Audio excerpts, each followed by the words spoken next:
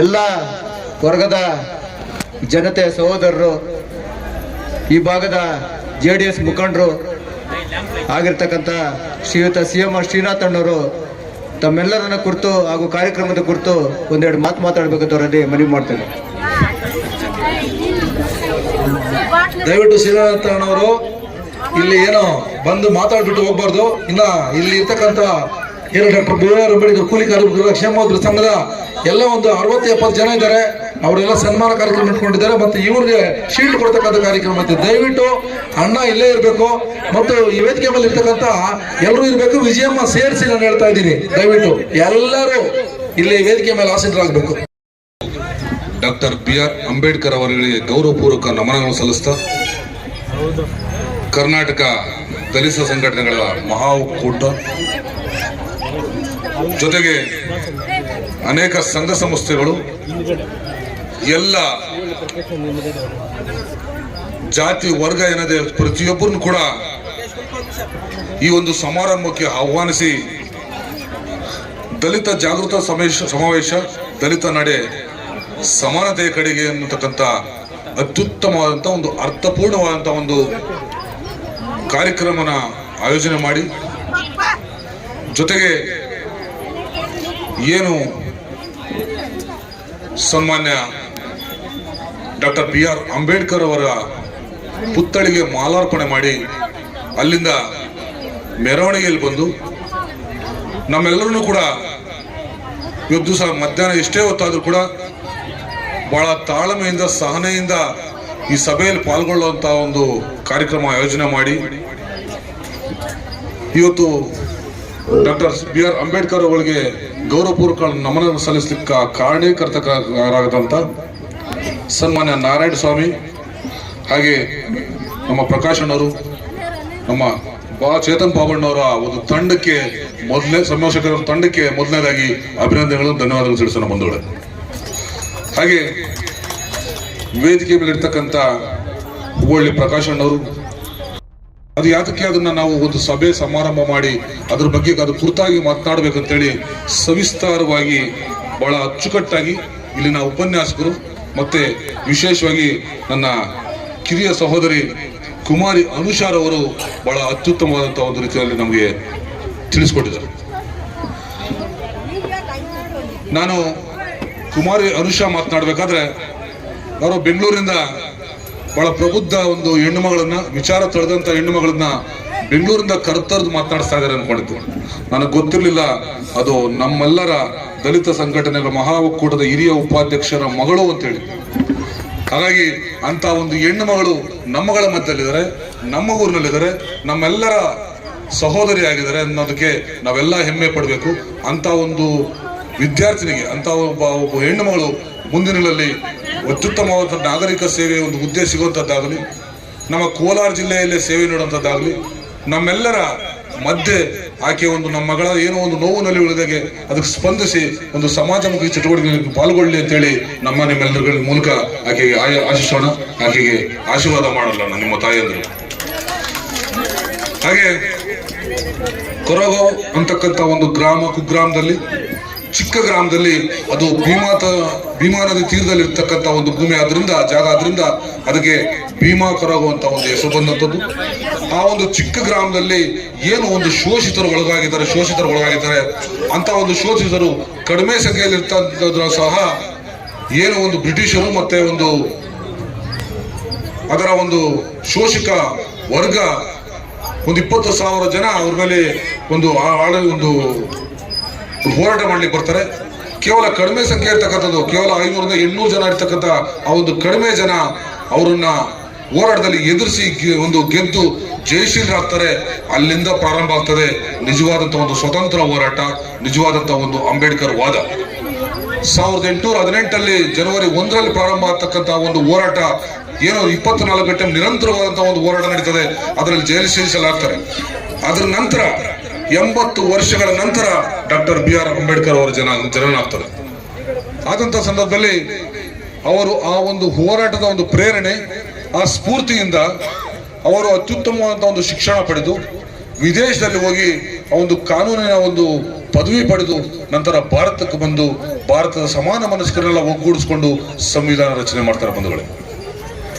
ಸಂವಿಧಾನ ರಚನೆ ಮಾಡಿ ಇವತ್ತು ದಿವಸ ನಾವೆಲ್ಲರೂ ಕೂಡ ನೆಮ್ಮದಿಯಾಗಿ ಗೌರವವಾಗಿ ಒಂದು ಸ್ವಾಭಿಮಾನದಿಂದ ಬಹಳ ಒಂದು ಗೌರವದಿಂದ ಬದುಕಲಿಕ್ಕೆ ಕಾರಣ ಆದಂತಹ ಸಂವಿಧಾನ ಒಂದು ಶಿಲ್ಪಿ ಏನಿದೆ ಡಾಕ್ಟರ್ ಬಿ ಆರ್ ಅಂಬೇಡ್ಕರ್ ಇದ್ದಾರೆ.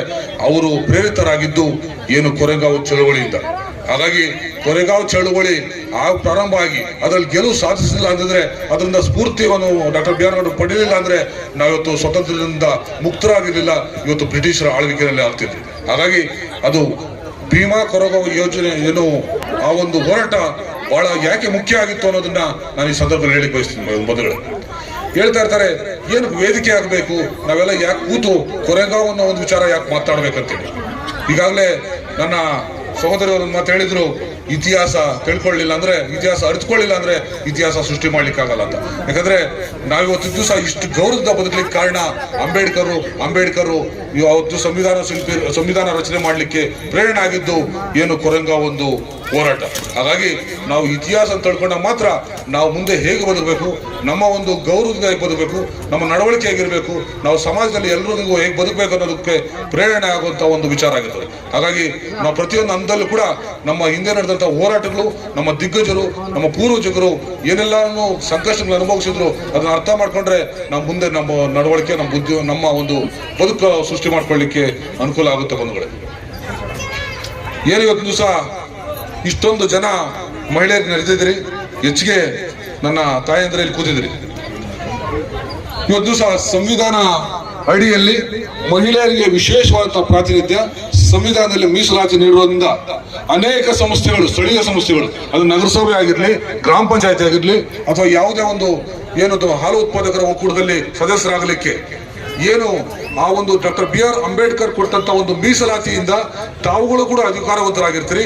ತಾವು ಕೂಡ ಅದನ್ನ ಸರ್ಕಾರದ ಒಂದು ಭಾಗವಾಗಿ ನೀವೆಲ್ಲ ಏನು ಒಂದು ದಿವಸ ಅದರಲ್ಲಿ ಆಡಳಿತ ನಡೆಸ್ತಾ ಇರ್ತೀರಿ.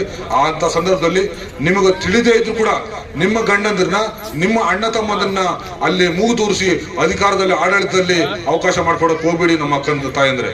ಯಾಕಂದ್ರೆ ನಿಮಗೆ ಅದ್ಭುತವಾದಂತ ಅವಕಾಶ ಸಂವಿಧಾನ ಕೊಟ್ಟಿದೆ. ನಿಮಗೆ ಡಾಕ್ಟರ್ ಬಿ ಆರ್ ಅಂಬೇಡ್ಕರ್ ಅಂತ ಒಂದು ಅವಕಾಶ ನಿಮ್ಗೆಲ್ಲ ದೊರಕಿದೆ. ಅಂತ ಒಂದು ಅವಕಾಶನ ನೀವು ಪುಸ್ತಕ ಓದಿ ತಿಳ್ಕೊಳ್ಳಿ, ಆಡಳಿತಾತ್ಮಕ ಒಂದು ಆಡಳಿತದಲ್ಲಿ ಅಧಿಕಾರಿಗಳಿರ್ತಾರೆ, ಅವ್ರನ್ನ ಓದಿ ಅರ್ಥ ಮಾಡ್ಕೊಂಡು ನಿಮಗೆ ಸಿಕ್ಕಂತ ಅವಕಾಶಗಳಲ್ಲಿ ನೀವೇ ಆಡಳಿತ ನಡೆಸಿ, ನೀವೇ ಆಡಳಿತ ನಡೆಸೋ ಮೂಲಕ ಒಂದು ಅತ್ಯುತ್ತಮವಾದ ಒಂದು ಆಡಳಿತ ನೀಡುವಂಥದ್ದಾಗಲಿ ಅನ್ನೋದು ಕೂಡ ನಾನು ಆಶಿಸ್ತೇನೆ. ಹಾಗೆ ಏನು ತಮ್ಮ ಮಕ್ಕಳಿಗೆ ಶಿಕ್ಷಣ ಕೊಡೋ ಸಂದರ್ಭದಲ್ಲಿ ನೀವುಗಳು ನಾವುಗಳು ಏನು ಒಂದು ಆಗಿನ ಕಾಲಕ್ಕೆ ಒಂದು ಸರ್ಕಾರಿ ಒಂದು ಶಿಕ್ಷಣದಲ್ಲಿ ಪಡ್ತಾ ಇದ್ರಿ, ಅವತ್ತಿನ ದಿವಸ ಅತ್ಯುತ್ತಮವಾದ ಶಿಕ್ಷಣ ನಮಗೆ ಸರ್ಕಾರದಲ್ಲಿ ದೊರಕ್ತಾ ಇತ್ತು. ಇವತ್ತು ಸರ್ಕಾರಗಳು ಅದನ್ನ ನಿರ್ಲಕ್ಷ್ಯ ಮಾಡೋದ್ರಿಂದ ಸರ್ಕಾರಿ ಶಾಲೆಗಳಲ್ಲಿ ಅತ್ಯುತ್ತಮವಾದ ಶಿಕ್ಷಣ ಸಿಗ್ತಾ ಇಲ್ಲ, ಆಸ್ಪತ್ರೆಯಲ್ಲಿ ಒಂದು ಒಳ್ಳೆ ಚಿಕಿತ್ಸೆ ಸಿಗ್ತಾ ಇಲ್ಲ.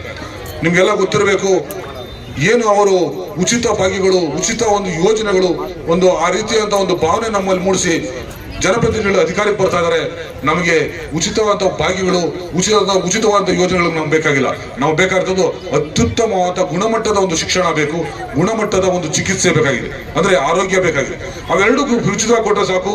ನಾವು ಬದುಕಲಿಕ್ಕೆ ಸಂವಿಧಾನ, ಡಾಕ್ಟರ್ ಬಿ ಆರ್ ಅಂಬೇಡ್ಕರ್ ಅವರ ಸಂವಿಧಾನ ನಮ್ಗೆಲ್ಲ ಶಕ್ತಿ ನೀಡಿದೆ. ನಮ್ಗೆ ಬೇಕಿಲ್ಲ ಬಿಟ್ಟಿ ಭಾಗ್ಯಗಳು ಬೇಕಿಲ್ಲ, ನಮ್ಗೆ ಶಕ್ತಿ ತುಂಬುವಂತ ಒಂದು ಕೆಲಸ ಅಂಬೇಡ್ಕರ್ ಅವರ ಸಂವಿಧಾನ ಕೊಟ್ಟಿದೆ. ನಾವು ಬೇಕಾಗಿರ್ತಕ್ಕಂಥದ್ದು ಅತ್ಯುತ್ತಮವಾದ ಗುಣಮಟ್ಟದ ಶಿಕ್ಷಣ, ಆರೋಗ್ಯ. ಆ ನಿಟ್ಟಿನಲ್ಲಿ ಸರ್ಕಾರಗಳಲ್ಲಿ ಮನವಿ ಮಾಡ್ತೇನೆ, ನೀವು ಭಾಗ್ಯಗಳಿಂದ ಏನು ನಮ್ಮ ಒಂದು ಮತದಾರನ ವಂಚಿತರಾಗ ಮಾಡಬೇಡಿ, ನಮಗೆ ಬೇಕಾಗಿರ್ತಕ್ಕಂಥ ಶಿಕ್ಷಣ ಕೊಡಿ, ಆರೋಗ್ಯ ಕೊಡಿ ಅಂತ ಹೇಳಿ ಸರ್ಕಾರದಲ್ಲಿ ಕೂಡ ನಾನು ಮನವಿ ಮಾಡ್ತೀನಿ. ಬಂಧುಗಳೇ, ಏನು ಈ ದಿನ ತಾವುಗಳು ಇಲ್ಲಿ ನಡೆದಿದ್ದೀರಿ, ಇವತ್ತಿನ ದಿವಸ ಕೇವಲ ವೇದಿಕೆಗೆ ಮತ್ತೆ ಒಂದು ಭಾಷಣಕ್ಕೆ ಮಾತ್ರ ಈ ಒಂದು ಸಭೆಯನ್ನು ಸೀಮಿತ ಆಗಬಾರ್ದು. ಇದರಿಂದ ಹಲವಾರು ಮುಖಂಡರು, ನಮ್ಮ ವಿಜಯಕ್ಕಾಗಿರ್ಬೋದು, ಮತ್ತೆ ಇನ್ನೊಬ್ಬ ನಾಗವೇಣಿಯವರು, ನಾಗಮಣಿ ಮೇಡಮ್ ಮಾತಾಡಿದಂಥವ್ರು ಹೋಗ್ಬೋದು, ಅದಕ್ಕಿಂತ ಹೆಚ್ಚಾಗಿ ಕುಮಾರಿ ಅನುಷಾ ನಮ್ಗೆ ನೀಡಿದಂಥ ಒಂದು ವಿಚಾರಗಳೇನಿದ್ದಾವೆ ಅದನ್ನು ತಳ್ಕೊಂಡು ನಮ್ಮ ಮಕ್ಕಳನ್ನ ಅತ್ಯುತ್ತಮವಾದ ಒಂದು ಭವಿಷ್ಯ ರೂಪಿಸ್ಕೊಳ್ಳಿಕ್ಕೆ ನಾವೆಲ್ಲರೂ ಕೂಡ ಪಣ ತೊಟ್ಟೋಣ. ಅದ್ರ ಮೂಲಕ ನಾವೆಲ್ಲರೂ ಕೂಡ ಸಮಾನರು, ಪ್ರತಿಯೊಬ್ಬರು ಸಮಾಜದಲ್ಲಿರ್ತಕ್ಕಂಥ ಪ್ರತಿಯೊಬ್ಬರು ಸಮಾನರು. ಇಲ್ಲಿ ಜನಪ್ರತಿನಿಧಿ ಆಯ್ಕೆಯಾದಂತ ಒಂದು ಸಂದರ್ಭ ನಾನು ಹೇಳಲಿಕ್ಕೆ ಬಯಸ್ತೇನೆ. ಜನಪ್ರತಿನಿಧಿಗಳಿಗೆ ವಿಧಾನಸಭೆಗೆ ಹೋಗಿ, ವಿಧಾನ ಪರಿಷತ್ಗೆ ಹೋಗಿ, ನೀವೆಲ್ಲೇ ಹೋಗಿ ಈ ಭಾಗದಿಂದ ಆಯ್ಕೆ, ಯಾವುದೇ ಭಾಗದಿಂದ ಆಯ್ಕೆಯಾದಂತ ಒಂದು ಎಲ್ಲರೂ ಪ್ರತಿಯೊಬ್ಬ ವ್ಯಕ್ತಿ ಕೂಡ ನನ್ನ ಕುಟುಂಬದ ಸದಸ್ಯರು, ನಮ್ಮ ಮನೆಯ ಸದಸ್ಯರು, ಅವ್ರು ಬರ್ತಕ್ಕಂಥ ಕಷ್ಟ ಸುಖಗಳು ನನ್ನವೇ ಅಂತೇಳಿ ಭಾವನಿಸಿ ಅಲ್ಲಿರ್ತಕ್ಕಂಥ ಸಮಸ್ಯೆಗಳನ್ನ ಪೂರೈಸಿದ್ರೆ ಮಾತ್ರ ಆ ವ್ಯಕ್ತಿ ಜನಪ್ರತಿನಿಧಿ ಹೊರತಾಗಿ ಯಾವುದೋ ಲಾಭ ದೃಷ್ಟಿ, ಅವ್ರ ವೈಯಕ್ತಿಕ, ಅವ್ರ ಸ್ವಾರ್ಥಕ್ಕೆ ರಾಜಕಾರಣಕ್ಕೆ ಬರಬಾರ್ದು, ರಾಜಕಾರಣದಲ್ಲಿ ಭಾಗವಹಿಸಬಾರ್ದು ಅನ್ನೋದು ನನ್ನ ಅನಿಸಿಕೆ. ಇರ್ತಕ್ಕಂಥ ಒಂದು ವ್ಯವಸ್ಥೆಯಲ್ಲಿ ನಾನೆಲ್ಲರೂ ಕೂಡ ಏನು ಸಮಸ್ಯೆಗಳಿದ್ದಾವೆ ಅದನ್ನ ಧ್ವನಿಯಾಗಿ, ನಿಮ್ಮಗಳ ಧ್ವನಿಯಾಗಿ, ಶೋಷಿತರ ಧ್ವನಿಯಾಗಿ, ಏನು ನಿರ್ಲಕ್ಷಿತರ ಧ್ವನಿಯಾಗಿ ಕೆಲಸ ಮಾಡ್ತಕ್ಕಂಥ ಅತ್ಯುತ್ತಮವಾದ ಆಯ್ಕೆ ಮಾಡತಕ್ಕಂಥ ಶಕ್ತಿ ನಿಮ್ಗೆ ಕೊಟ್ಟಿದ್ದಾರೆ ದೇವರು. ಅದನ್ನು ಆಯ್ಕೆ ಮಾಡೋದ್ರ ಮೂಲಕ ಅತ್ಯುತ್ತಮವಾದ ಒಂದು ಜನಪ್ರತಿನಿಧಿ ನಿಮ್ಮಗಳ ಸೇವೆ ಮಾಡಬೇಕು. ನಿಜವಾದಂಥ ಒಂದು ಕಾರ್ಯವೈಖರಿ ಮತ್ತೆ ಅದರ ಒಂದು ಬದ್ಧತೆ, ಕಮಿಟ್ಮೆಂಟ್ ಏನಿದೆ ಆ ಬದ್ಧತೆ ಇರ್ತಕ್ಕಂಥವ್ರನ್ನ ಆಯ್ಕೆ ಮಾಡಿದ್ರೆ ಮಾತ್ರ ನಾವು ಸ್ವತಂತ್ರವಾಗಿ ಸ್ವಾಭಿಮಾನದಿಂದ ಬದುಕಲಿಕ್ಕೆ ಆಗ್ತದೆ. ಹೊರತಾಗಿ ನಾವು ಯಾರೊಂದು ಬೇಡೋ ಸ್ಥಿತಿ ಬೇಡ. ನಾವು ಕೋಲಾರ ಜಿಲ್ಲೆ ಜನಕ್ಕೆ ಕೊಡುವಂತ, ಕೈ ಕೊಡುವಂತ ಒಂದು ಜನ, ಹಾಗಾಗಿ ಬೇಡುವಂತ ಜನ ಅಲ್ಲ. ಹಾಗಾಗಿ ನಮ್ಮನ್ನ ಬೇಡುವಂತ ಸ್ಥಿತಿ ತರಬೇಡಿ, ನಮ್ಮಲ್ಲಿ ಕೊಡುವಂತ ಶಕ್ತಿ ಕೊಡಿ. ಇವತ್ತು ದಿವಸ ನಗರ ಪ್ರದೇಶದಲ್ಲಿ, ನಗರ ಪ್ರದೇಶದ ಹೆಣ್ಣುಮಕ್ಕಳು ಇವತ್ತು ದಿವಸ ವ್ಯವಸಾಯ ಮಾಡ್ಲಿಕ್ಕೆ ಆಗೋದಿಲ್ಲ. ಯಾಕಂದ್ರೆ ಸುತ್ತಲೂ ಕೂಡ ಜಮೀನು ಕೂಡ ಇವತ್ತು ಲೇಔಟ್ಗಳಾಗಿದೆ. ಅಲ್ಲಿ ಮೊದಲು ಬಿಡಿ ಕಟ್ತಾ ಇದ್ರು, ಏನು ಬೂದ್ ಕಟ್ಟಿ ಒಂದು ಕೆಲಸ ಮಾಡ್ತಿದ್ರು. ಇವತ್ತಿನ ದಿವಸ ಅದು ಕೂಡ ಪ್ರಯೋಜನ ಆಗ್ತಾ ಇಲ್ಲ. ಅವೆಲ್ಲ ಕಾರ್ಖಾನೆಗಳು ಬಂದ್ಬಿಟ್ಟಿದ್ದಾವೆ. ಹಾಗಾಗಿ ನಮ್ಮ ಹೆಣ್ಣುಮಕ್ಕಳು ಮಾಡಿ ಬೇಕಾದಂಥದ್ದು ದುಡಿಯೋಕ್ಕೆ ಒಂದು ಶಕ್ತಿ ಇದೆ. ಆ ದುಡಿಯೋಕ್ಕೆ ಒಂದು ಕೆಲಸ ಕೊಡಿ ಅಂತ ಅಷ್ಟೇ ನಮ್ಮ ಒಂದು ಸರ್ಕಾರದಲ್ಲಿ ಮನವಿ ಮಾಡ್ತೀನಿ. ಅಂದ್ರೆ ಏನು ಗಾರ್ಮೆಂಟ್ಸ್ ಅನ್ನುವಂಥದ್ದು ಅಂದ್ರೆ ಹೆಚ್ಚಿನ ರೀತಿಯಲ್ಲಿ ಮಹಿಳೆಯರಿಗೆ ಉದ್ಯೋಗ ಕಲ್ಪಿಸತಕ್ಕಂಥ ಒಂದು ಅತ್ಯುತ್ತಮವಾದ ಒಂದು ಉದ್ಯಮ ಅಂದ್ರೆ ಗಾರ್ಮೆಂಟ್ಸ್. ಅದನ್ನ ಸರ್ಕಾರದಿಂದ, ಸರ್ಕಾರ ಸಂಸ್ಥೆಗಳೇ ಅಥವಾ ಏನು ಖಾಸಗಿಯವರಿಗೆ ಒಂದು ಅನುದಾನ ರೀತಿಯಲ್ಲಿ ಏನಾದ್ರೂ ನಮ್ಮ ಕೋಲಾರ ನಗರದಲ್ಲಿ ಒಂದು 2 ರಿಂದ 3 ಗಾರ್ಮೆಂಟ್ಸ್ ಉತ್ಪಾದನೆ ತಯಾರು ಘಟಕಗಳೇನಾದರೆ ಹೆಚ್ಚು ಸಾವಿರಾರು ಮಹಿಳೆಯರಿಗೆ ಕೆಲಸ ಸಿಗ್ತಕ್ಕಾಗದೆ, ಅವ್ರು ಬದುಕು ಕಟ್ಕೊಳ್ಳಿಕ್ಕೆ ಆಗದೆ ಅಂತ ಅಂದ್ಬಿಟ್ಟು ನಮ್ಮ ಸರ್ಕಾರದಲ್ಲಿ ಮನವಿ ಮಾಡ್ತಾ, ಏನು ಈ ಒಂದು ಕಾರ್ಯಕ್ರಮದಲ್ಲಿ ಭಾಗವಹಿಸಿದ ಎಲ್ಲರೂ ಕೂಡ ಅಭಿನಂದನೆ ತಿಳಿಸ್ತೀನಿ. ಧನ್ಯವಾದಗಳು. ಜೈ ಹಿಂದ್, ಜೈ ಕರ್ನಾಟಕ, ಜೈ ಭೀಮ್.